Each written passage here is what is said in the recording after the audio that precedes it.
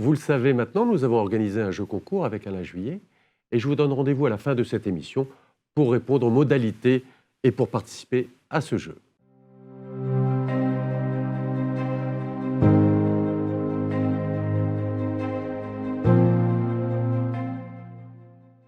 Bonjour, bienvenue sur Open Box TV, l'émission de géopolitique d'Alain Juillet.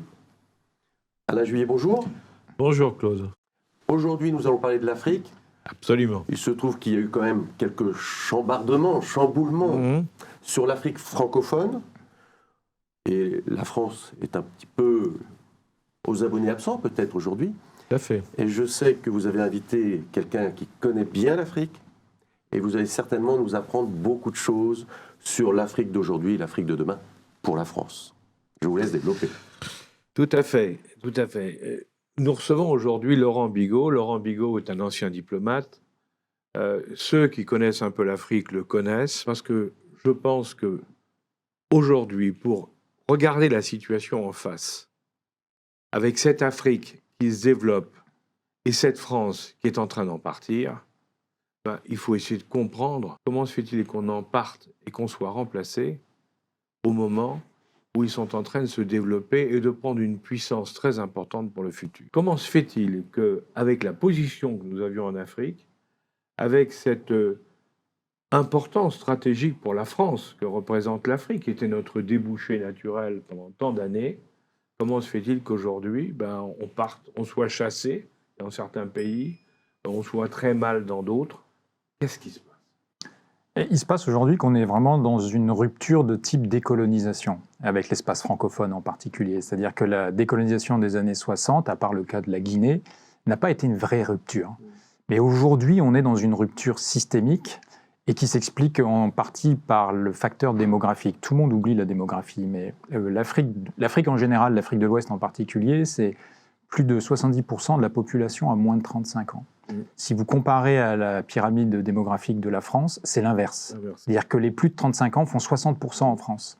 Donc on a une évolution qui est complètement divergente d'un point de vue démographique. Et ça a des conséquences lourdes. Ça a des conséquences lourdes parce que les facteurs psychologiques des opinions publiques sont complètement opposés. Quand vous avez une opinion publique jeune, elle se projette facilement dans le temps et dans l'espace. Quand vous avez une opinion publique vieillissante, elle est gouvernée par ses peurs. Et nos politiques en France l'ont bien compris, ils ne jouent que là-dessus, et donc ça provoque un repli mortifère. Et qu'est-ce que ça veut dire? C'est-à-dire que derrière, il y a des conséquences très concrètes. Il y a une mesure qui est passée quasiment inaperçue, que tout le monde a oubliée, mais qui est majeure. C'est que lorsque Nicolas Sarkozy a été élu président de la République, il a transféré la compétence des visas du ministère des Affaires étrangères au ministère de l'Intérieur. Oui. C'est-à-dire qu'avant qu'il ne soit élu, le visa était un moyen de politique étrangère de la France, c'est-à-dire une façon de rayonner dans le monde. À partir du moment où vous transférez au ministère de l'Intérieur, c'est une façon de se replier sur le territoire national et de perdre toute ambition de rayonnement. Et ça a des conséquences terribles. D'abord, les Africains nous le reprochent, très clairement. Le sujet des visas est un irritant systémique dans nos relations avec l'espace francophone en particulier. Avec le Maghreb, on peut élargir avec le Maghreb. Je m'excuse d'interrompre, mais il n'y a pas que là, parce que cette affaire des visas, ça pose des problèmes partout. Oui, non, c'est partout, hein, sans parler des dérives que l'on a connues, qu'on ne connaissait pas avant.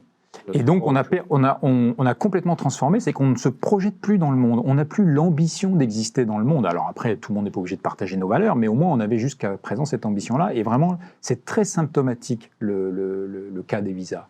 Et puis, il y a une perception que la France a. Elle est perçue en Afrique comme étant vraiment un pays qui se replie et qui aime de moins en moins les autres. La loi séparatisme a été très, très mal perçue en Afrique, très, très mal perçue. La dernière loi qui vient d'être votée sur l'immigration, également. Je parle de perception, je ne parle pas du fond de ces lois-là, c'est la façon dont c'est perçu. Et le message que les Africains reçoivent de la France, à travers ces lois notamment, c'est « on n'a plus envie de vous ». Et qu'est-ce qu'on a en retour sur le continent africain? Si vous n'avez plus envie de nous, nous, on a de moins en moins envie de vous. Et puis, il y a un autre facteur, au-delà de la démographie, qui est très important qu'il faut intégrer, c'est qu'aujourd'hui, dans une société connectée, dans un monde connecté, l'Afrique est totalement connectée. Elle est connectée, vous voyagez en Afrique, tout le monde a un téléphone portable, tout le monde va sur les réseaux sociaux. Donc il y a un flux d'informations qui permet à chaque Africain déjà de nourrir sa réflexion et d'aller contester le discours officiel français. Alors parfois, manipulés, parfois pas très sincères, mais il y a cette capacité à dire « Ah oui, mais attention, ce que vous dites à l'un, vous ne dites pas la même chose à l'autre. » Et on n'est pas attentif à ça. Et il y a un autre point qu'il faut prendre en compte dans la connexion du monde, c'est qu'on est dans l'émotionnel. C'est que désormais, la connexion au monde via les réseaux sociaux surstimule notre sphère émotionnelle. Et toutes les relations sont émotionnelles. Et il faut le prendre en compte dans la parole prononcée, et notamment dans la parole institutionnelle.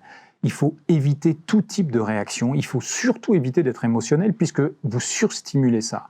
Et il y a aussi cet aspect-là qui fait qu'en particulier, Emmanuel Macron est mal perçu dans ses réactions, dans ses propos, parce que là, dans la sphère émotionnelle, alors là, il suscite des réactions extrêmement virulentes sur les réseaux sociaux africains.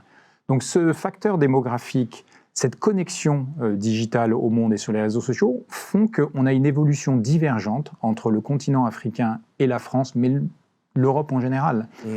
Et que personne, en tout cas dans la sphère dirigeante française, n'a compris que nous devions faire un effort de reprogrammation de notre relation à l'espace francophone. Parce que vous évoquez un certain nombre de raisons, mais est-ce qu'on n'a pas aussi un problème? C'est que nos élites, et en particulier nos présidents, il faut bien le dire, depuis Nicolas Sarkozy, en définitive, ne connaissent pas et n'aiment pas l'Afrique. Ils ne la connaissent pas, alors même si le président Macron a fait son stage de l'ENA à Abuja, et puis c'est pas ça qui vous permet de connaître l'Afrique. Donc de toute façon, Oui, vous avez une expérience, ça ne fait pas de vous un connaisseur de l'Afrique. Mais je pense qu'au-delà des dirigeants qui effectivement ne connaissent pas l'Afrique, n'en ont peu ou pas d'expérience, est-ce qu'ils l'aiment, qu'ils l'aiment pas? C'est vrai que parfois certaines attitudes laissent penser qu'ils n'ont pas une appétence particulière pour ce continent. Mais il y a un autre facteur qui est très important, c'est qu'une relation d'une aire géographique à une autre aire géographique, ça se fait par les êtres humains. Le nombre de coopérants français entre 1990 et aujourd'hui était divisé par 15 sur le continent africain. Il y a de moins en moins d'échanges d'êtres humains, il y a de moins en moins d'expatriés en Afrique subsaharienne. Nos militaires aujourd'hui ne sont pas des coopérants, mais sont des compagnies tournantes qui font 4 mois dans les OPEX, mais qui ne s'installent pas, donc qui n'ont pas cette... Ils ne fraternisent pas avec la population. Et puis, ça, c'est le grand problème. Et même si nous avons, et c'est heureux, nous avons encore des flux d'Africains, d'étudiants ou de travailleurs qui viennent en Europe, mais on leur envoie un message de « vous êtes de moins en moins les bienvenus ». Donc cette relation humaine qui fait le sel d'une relation entre deux espaces géographiques, elle s'étiole depuis longtemps, depuis très longtemps. Et si on ne réinvestit pas dans l'humain, parce que c'est ça qui crée la relation, eh bien, on va perdre le fil, et on est vraiment en train de le perdre.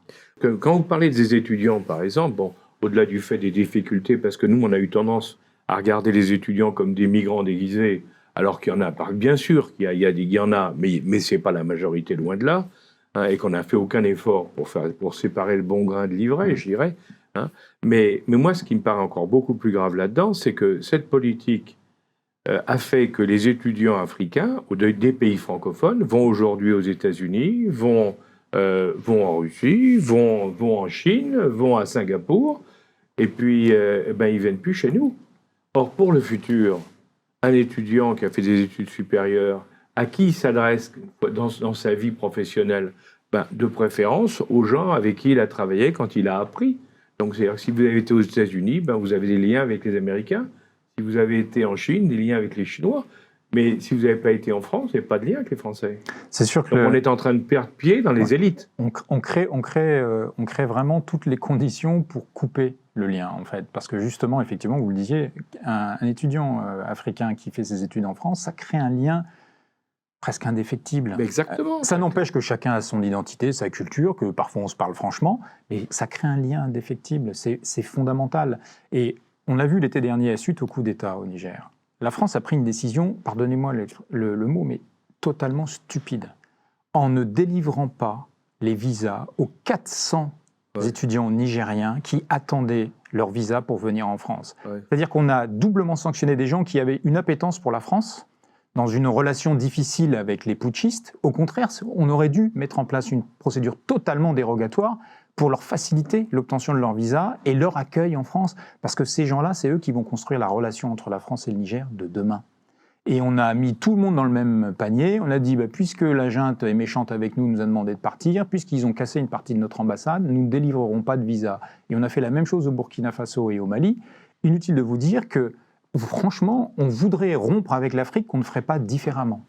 Le pays qui vient de rafler la mise, c'est le Maroc, puisque le Maroc vient de passer un accord de coopération économique entre les 3 pays concernés, le Niger, le Mali et le Burkina Faso et le Maroc, pour étendre les liens économiques et faire du Maroc le point qui permettra à ces 3 pays d'avoir un accès à l'océan Atlantique par le sud. On est en train de perdre pied, mais pire encore, ce sont un pays qui était allié de la France, qui est maintenant brouillé avec la France, un de plus. Comment notre diplomatie et la politique française, comment on peut arriver à faire de pareilles erreurs? Ça paraît incroyable. Je parlais de reprogrammation de notre relation avec, en particulier, l'espace francophone, parce que c'est ce lien particulier qu'on a avec l'Afrique, c'est avec l'espace francophone. Pourtant, le président de la République, en 2019, lors de la conférence des ambassadeurs, avait eu un propos très intéressant. Il avait dit, et je pense que c'est le point de départ de la réforme de notre relation avec l'Afrique, il disait c'est la fin de l'hégémonie de l'Occident. Oui. Il a raison. Oui, bien sûr qu'il a raison là-dessus, c'est clair. Et moi, je vais plus loin, je dis, nous, Occidentaux, nous avons confondu hégémonie et universalisme. Au prétexte que nous étions hégémoniques, nous avons dit, nos valeurs sont universelles. Je partage tout à fait votre point de vue, parce que c'est un problème fondamental. Et donc, nous avons une position de surplomb vis-à-vis du monde entier, de l'Afrique en particulier. Sauf que l'Afrique ne l'accepte plus. Et cette position de surplomb, il va falloir l'abandonner. C'est-à-dire que désormais, nous sommes des partenaires, nous entendons. Nous sommes égaux. Exactement, nous nous entendons pas. Nous devons mettre dans le partenariat ce qui appartient à l'autre, ce qui nous appartient. C'est ça un partenariat. Mais cette position de surplomb, il faut absolument s'en départir.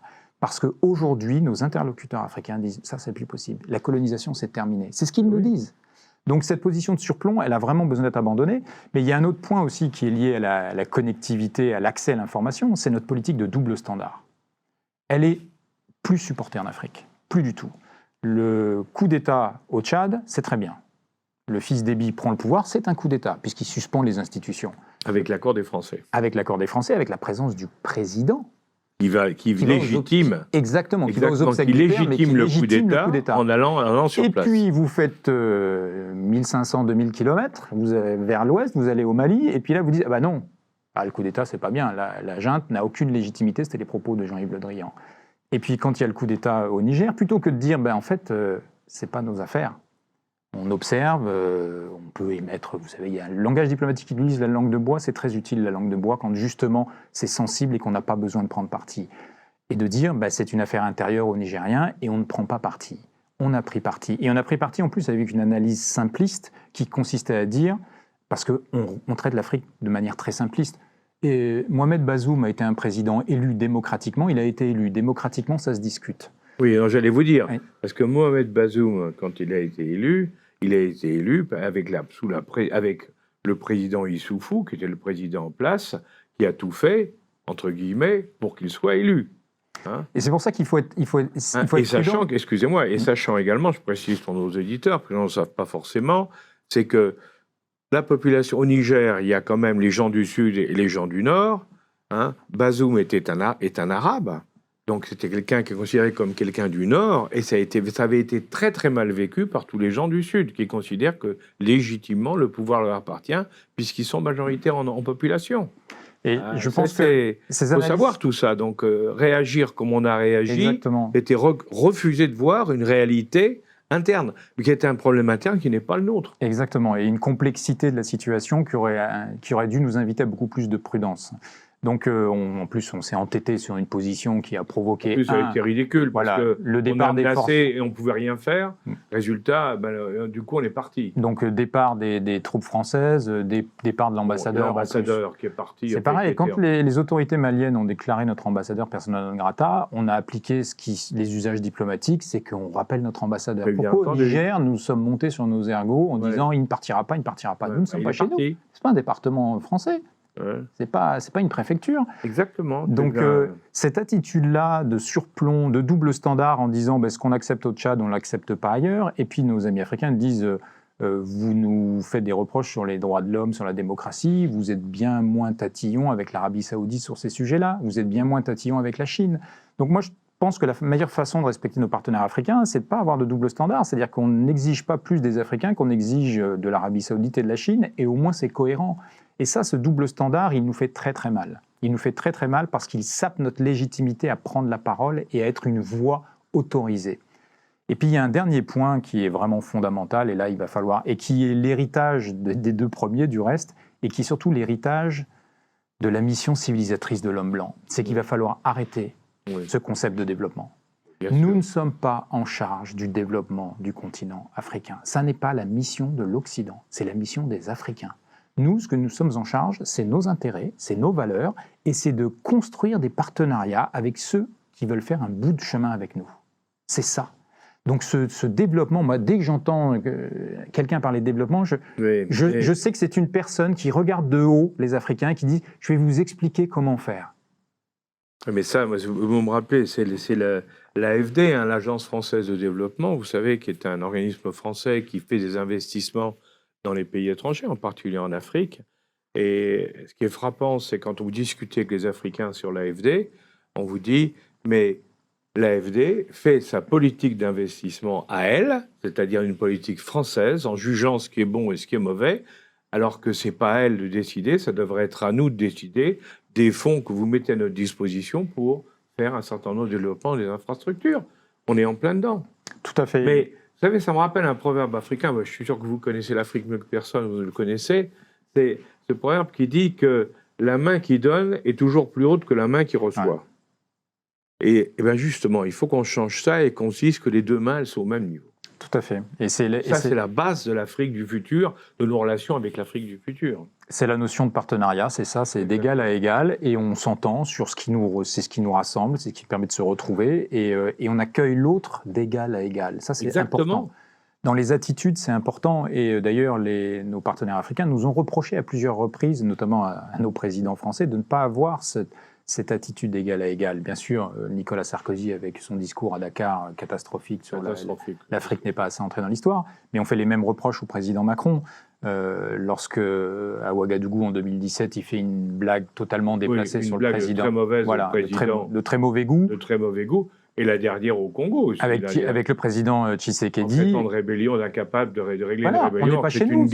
Alors que c'est une guerre qui est pire que la guerre qui se passe en Ukraine ou la guerre qui se passe en Israël. Hein. Tout à fait. La guerre du Congo, c'est une guerre qui a coûté plus de morts, largement plus de morts. Largement plus. Largement plus de morts que les autres. On n'en parle pas. Notre président parle d'une rébellion qui n'est pas contrôlée par l'État, alors que tout le monde sait que c'est le Rwanda qui finance le M23 et qui fait toutes ces actions terroristes dans la zone pour pouvoir exploiter les mines de cobalt. Et en plus, au-delà du désaccord que nous pourrions avoir avec le président Tshisekedi, vous êtes invité chez le président Tshisekedi. Mais oui. La courtoisie diplomatique quand même vous invite à ne pas exposer. Pas. Mais non. Donc c'est ça, c'est qu'on peut avoir des désaccords, mais il y a des façons de les exprimer, et surtout pas en public. Et puis il y a eu toute cette... Il y a eu beaucoup de choses. Voilà. Donc je pense que abandonner cette position de surplomb, le double standard en matière de politique étrangère et d'exigence sur les droits de l'homme et la démocratie, ça aussi c'est à abandonner. Développement, quand on aura compris qu'on n'est pas en charge du développement des autres, on est en charge de la promotion de nos valeurs, de nos intérêts, et on construit des partenariats dans ce cadre-là, on va enfin pouvoir reconstruire quelque chose avec l'Afrique. Mais malheureusement, je ne trouve pas que ça évolue dans le bon sens. Et puis, ce que je disais précédemment, c'est que le fait qu'on ait de moins en moins d'échanges humains avec le continent africain fait que ce lien se perd. Parce que pour que le lien se crée, il faut qu'il y ait des hommes et des femmes qui aiment l'autre. Qui aiment l'autre. Et d'ailleurs, vous aviez des coopérants qui se mariaient avec des Africains et des Africaines, et vice-versa. Vous avez des étudiants africains qui fondent une famille en France. C'est ça la relation entre deux espaces géographiques. C'est aussi ça. Et aujourd'hui, côté français, quand on entend tout le discours mortifère au niveau politique sur le grand remplacement, il y a des réalités objectives migratoires. Il va falloir que nous gérions ce défi-là sur les 20 ans à venir. Et ce n'est pas en nous repliant et en faisant peur à tout le monde qu'on va y arriver. Et c'est plutôt en créant du lien avec nos conditions, mais en créant du lien. L'ambition, c'est de créer du lien. C'est vraiment ça. Surtout, alors, pour donner un chiffre pour nos auditeurs, les gens ne savent pas en général, on ne sait pas qu'en Afrique, il y a des mouvements migratoires dans tous les sens. Au nord, du sud vers le nord, mais de l'est vers l'ouest, de l'ouest vers l'est. Parce que pourquoi ? Les gens des pays pauvres vont vers les pays riches. Mais il y a aussi des pays riches en Afrique. Hein. Quand vous êtes au Mali, vous pouvez aller au Sénégal, vous pouvez aller en Côte d'Ivoire, ou vous pouvez aller vers le nord. 10% des migrants africains veulent aller vers le Nord, vers l'Afrique du Nord et vers l'Europe. Rendez-vous compte, simplement 10%. Tout le reste, ça se passe entre les pays africains. Ça, personne n'en parle. Exactement. Si, et je reprends ce que vous avez dit tout à l'heure, parce que pour moi, c'est vraiment quelque chose de très important. C'est un refus total de la réalité culturelle des zones où nous sommes allés. Il y a des populations, en Afrique, vous avez des populations qui sont, sur le plan culturel, avec un niveau intellectuel. Vous avez aussi au niveau de la religion, sur le niveau intellectuel ou sur le niveau culturel ou au niveau historique ou religieux, vous avez des populations qui ont une histoire extraordinaire. Les Dogons du Mali pour ceux qui s'intéressent, ont une métaphysique qui est aussi pointue, aussi élevée que les meilleures des métaphysiques occidentales. Je prends le Mali, mais on peut prendre les soufis du Sénégal, puisqu'on parlait du Sénégal, vous les connaissez bien. Au point de vue religieux, excusez-moi, l'islam soufi au Sénégal, c'est de la très très haute spiritualité. Ça vaut les plus grands saints de des religions chrétiennes. Donc, il faut arrêter de croire qu'il n'y a que chez nous qu'on a la science infuse et que les autres, non. Non, c'est pas vrai. Et il faut arrêter ça. Il faut repartir, c'est ce que vous disiez, sur un partenariat au même niveau. Alors, c'est pas facile. Mais non, parce que la remise en question, elle nous incombe à nous, occidentaux. Exactement. Pas les Africains, ils avancent. C'est pas eux se remettre en cause, c'est à nous. Donc, c'est pas forcément agréable, c'est difficile, mais elle nous incombe à nous. Et ce que nous faisons systématiquement, c'est que nous rejetons la faute sur l'autre. Mais je pense qu'on a besoin de faire un peu cette introspection et de se dire, on va tout remettre à plat et repenser ça. Moi, je fais une capsule vidéo sur LinkedIn il y a quelques semaines où je disais, en fait, le défi pour la diplomatie française, c'est de passer d'une diplomatie de puissance à une diplomatie d'influence. La diplomatie de puissance, c'est ce que vous disiez, c'est qu'on s'appuyait sur le fait qu'on pouvait contraindre. Même si on ne contraignait pas, la menace de pouvoir contraindre suffisait. Et donc, on avait une diplomatie qui était fondée sur ça. Désormais, il faut qu'on ait une diplomatie d'influence, c'est-à-dire qu'il va falloir convaincre. Et nous n'avons plus la contrainte comme arme à notre disposition. Et c'est une reprogrammation du logiciel. C'est-à-dire que d'aller convaincre et de se dire, de toute façon, si je ne convainc pas, je ne peux pas contraindre, nous n'en avons pas l'habitude, c'est pas notre culture. Et nous avons besoin vraiment de revoir notre logiciel là-dessus, sinon nous allons perdre de l'influence. Sinon, nos amis d'hier et encore d'aujourd'hui nous tourneront le dos demain en disant on vous aime bien, mais vous n'êtes pas au rendez-vous. Vous n'êtes pas au rendez-vous. Et puis, dans la compétition internationale, on le voit, nos compétiteurs, eux, ils occupent l'espace. C'est-à-dire que notre faiblesse ouvre le champ aux autres. Notamment dans le Sahel, on accuse souvent les Russes de faire de la désinformation, etc. Oui, ils en font. Mais ils exploitent d'abord notre faiblesse. Exactement. C'est-à-dire que le champ qu'ils occupent a d'abord été laissé libre par la France. C'est d'abord ça le problème. Après, bien sûr nous devons aussi nous défendre. Mais c'est d'abord ça le problème. Donc de toujours stigmatiser les Russes, en attendant, on ne va pas à la racine du problème qui est nous. La racine du problème, c'est nous. Donc on a vraiment besoin de faire cette reprogrammation. C'est une révolution intellectuelle, c'est une révolution culturelle. Alors, j'aime pas trop ce terme parce que ça peut, pour ceux qui connaissent l'histoire, notamment en Chine, ça rappelle pas des bonnes époques, mais au sens premier du terme, c'est vraiment ça. Et je vois, j'ai un ami qui dit il y a une dérive des continents, c'est-à-dire que nos continents s'éloignent entre l'Afrique et il a raison. Et c'est progressif, c'est pas toujours visible jour le jour, mais c'est une réalité. Vous disiez tout à l'heure que les coopérants français avaient baissé de 15 fois, c'est ça, réduit de 15 fois. Bon, ce qui est frappant, c'est que les Français étaient la population la plus importante expatriée en Afrique il y a 30-40 ans. Aujourd'hui, c'est plus les Français, c'est les Chinois qui nous ont remplacés et qui sont la population la plus importante. Parce que ce sont des commerçants et ils jouent sur l'économie. Donc là, on se dit effectivement, est-ce que sommes-nous capables, et comment faire en France pour changer les mentalités? Alors, parce qu'il y a un problème de politique, mais il y a un problème de formation aussi. Dans nos écoles, il faut qu'on change la mentalité de tout le monde.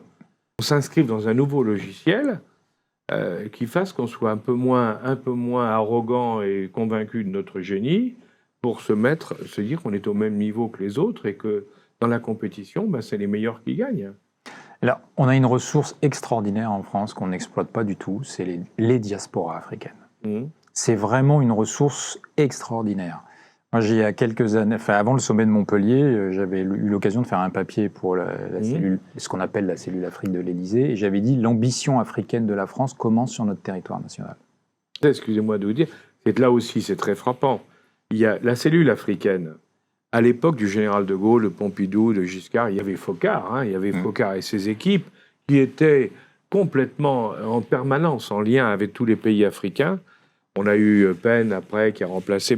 On a eu une cellule africaine qui a continué avec le président Mitterrand, avec tout le monde. Et puis elle a continué jusqu'à Chirac d'ailleurs.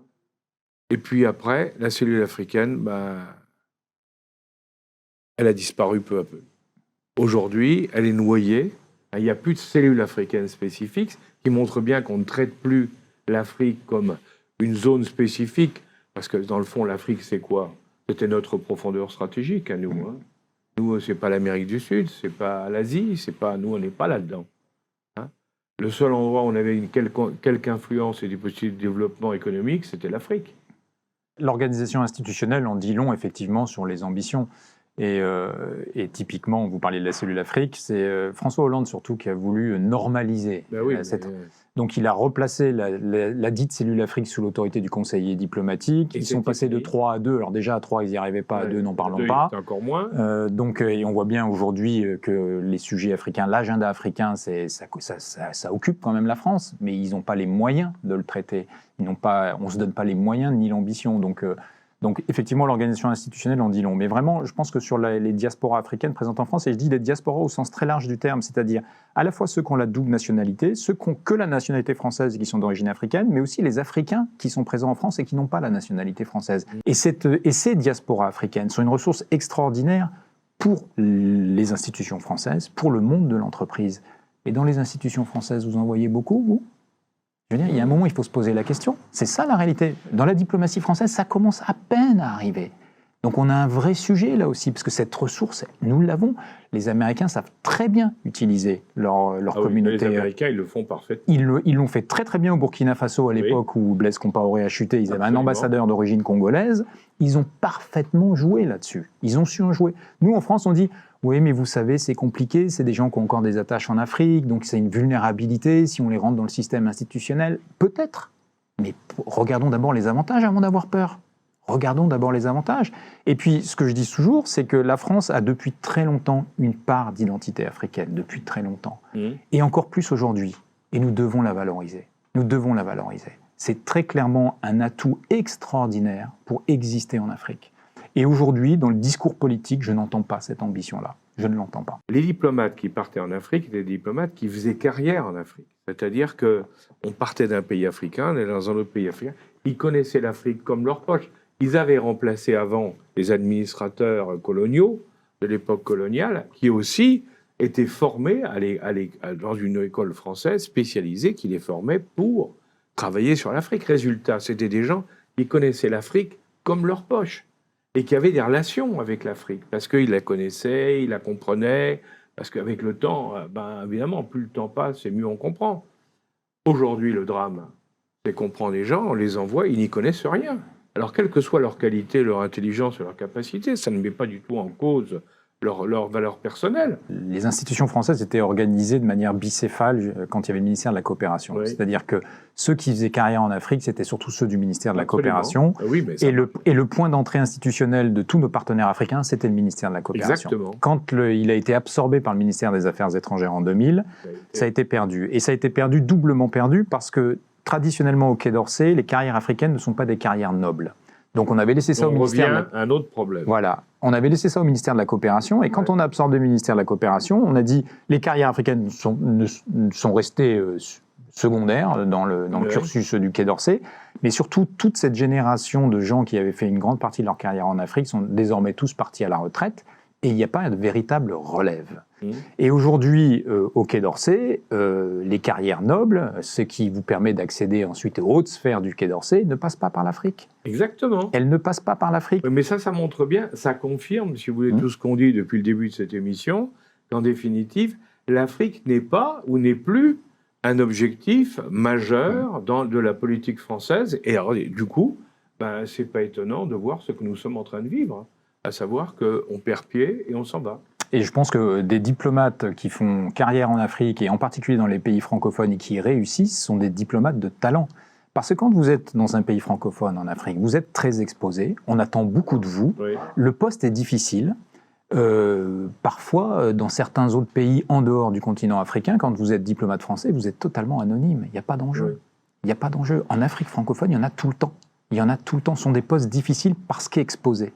Et donc, au contraire, ça devrait être valorisé. Alors, je n'oublie pas que certains pays ont des conditions sécuritaires compliquées, que quand vous avez une famille, bref, pour une carrière d'un diplomate, il faut le prendre en considération. Mais je pense que d'un point de vue professionnel, des diplomates qui réussissent en Afrique, et en particulier en Afrique francophone, sont vraiment des diplomates à promouvoir. Parce que ce sont des diplomates qui savent faire face à des postes exposés. Ça n'est pas le cas, ce n'est pas la conception qu'il y a au Quai d'Orsay, parce que ça s'explique historiquement. Et aujourd'hui, si on décidait de revaloriser les carrières africaines, ça serait vraiment le signal qu'on réinvestit le champ africain. Aujourd'hui, on fait le contraire, on a fermé notre ambassade à Niamey. Il n'y a pas de précédent en dehors de pays en guerre où on ferme notre ambassade. Le Niger n'est pas un pays en guerre. On a fermé notre ambassade et c'est perçu comme étant une mesure punitive. C'est ridicule. Donc là, une nouvelle fois, on va exactement sur les créneaux qui sont contre-productifs pour notre influence, qui renforcent l'idée des jeunes générations africaines que les Français ne sont pas capables de réviser leurs logiciels et de les traiter d'égal à égal. Et c'est punitif, alors que nous devrions... Le paternalisme, comme le colonialisme, c'est fini, il faut Nous l'admettre, devrions c'est terminé. redoubler d'efforts. Nous avons eu un moment très difficile, il faut le dire, au Niger, après le coup d'État. Ouais. Nous devrions redoubler d'efforts pour recréer du lien. C'est ça notre effort que nous devrions produire, plutôt que de dire puisque c'est ainsi, nous allons vous punir. Nous sommes partis. On a laissé le champ libre, les Américains l'ont exploité avec un cynisme total, en même temps que nous étions, nous, poussés vers la porte. Et puis les Marocains sont arrivés, viennent de rafler la mise. Donc ça veut dire que ça va être dur de revenir. Ça va être dur, et c'est pour ça que je dis il faut redoubler d'efforts, il faut accepter l'idée qu'on s'est trompé. Mais comme on est dans le déni, je veux dire, repenser une ambition diplomatique, c'est d'abord reconnaître sa défaite. Il faut commencer par, c'est la première étape. Et puisqu'on est toujours dans le déni, c'est toujours la faute des autres. Nous, on a bien fait, c'est les autres qui ne nous comprennent pas. Donc, on n'est pas prêt de réformer cette ambition diplomatique, mais pourtant, c'est absolument nécessaire. Et avec le Niger, ce qui me semble absolument essentiel, c'est de redoubler d'efforts pour recréer du lien, recréer des canaux, de façon à ce qu'on puisse renouveler notre présence diplomatique au Niger. Et même si nous avons des désaccords fondamentaux avec la junte, c'est ça l'essence de la diplomatie, c'est ça la subtilité de la diplomatie, c'est qu'on conserve le lien malgré les désaccords.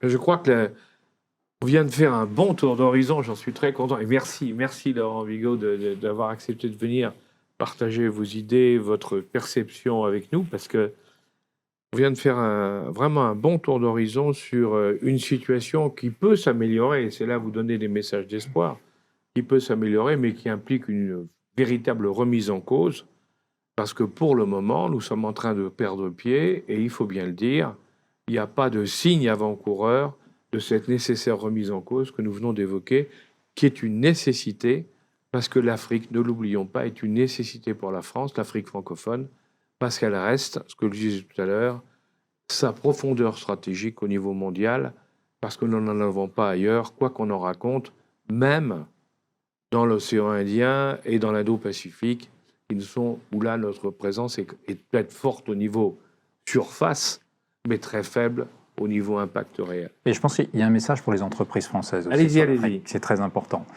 Les entreprises françaises aussi doivent faire leur évolution. C'est-à-dire que le marché africain, c'est la Chine de demain.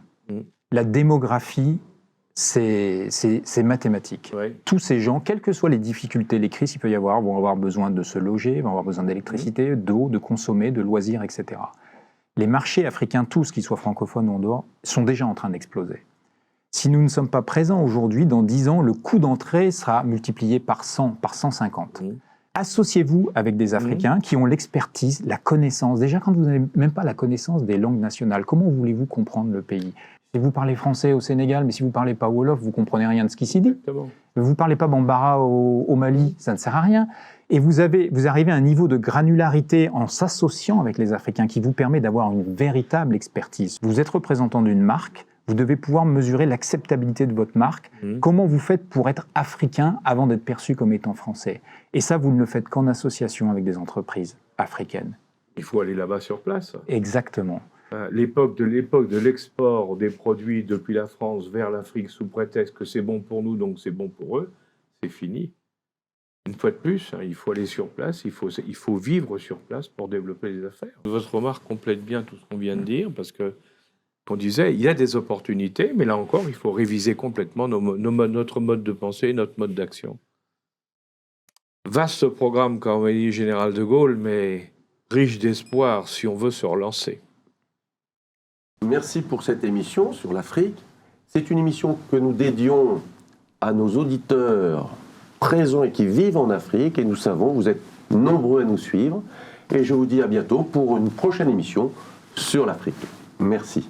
Au revoir. Pour participer à ce jeu concours, vous n'avez plus qu'à cliquer sur ce lien.